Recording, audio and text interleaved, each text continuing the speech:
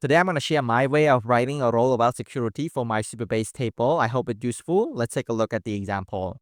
So I have the example right here called public discussions table.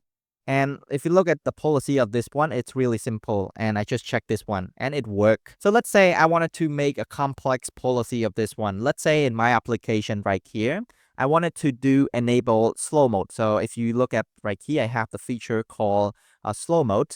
So in slow mode, I allow user to create one post in 5 minutes. So right now, if we test this one, user can create how many posts that they want. So let's say you can see, so I cannot stopping them.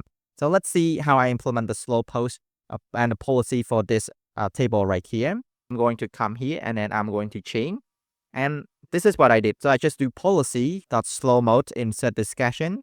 And I just pass a created by as a parameter that I need for this function. Let's save this policy. And right now, if I go back and try to create a post again, let's do this one. And then let's do this. As you can see, we fail.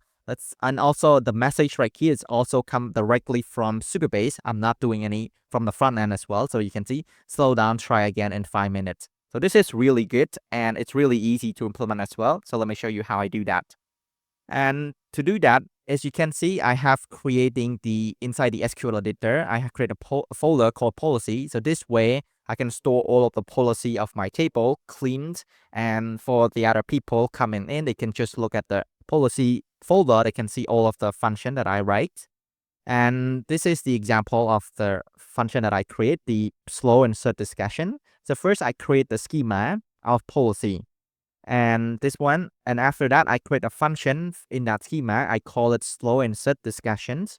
This one, you can name whatever you want. And right here, as you can see, I can write whatever I think inside here as well. The only thing that you need to return is just return true or false. Or if it's not follow your policy, and then you can just raise your exception right here. So as you can see, that's why we raise the slow downs. Try again in 5 minutes right here. So this is really powerful and it's really clean way.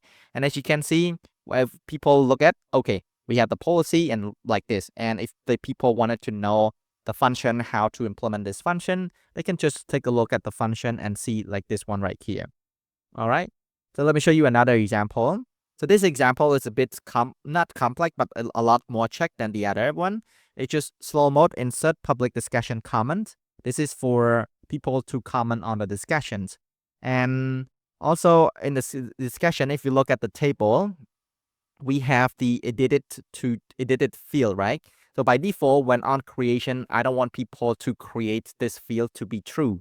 So that's why inside the policy right here, I have the argument is true.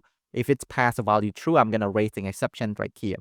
And to use this one, it's also really easy. So if you look at the policy of this one and go into the edit policy, and as you can see, I just call a function and pass the parameter that it needed.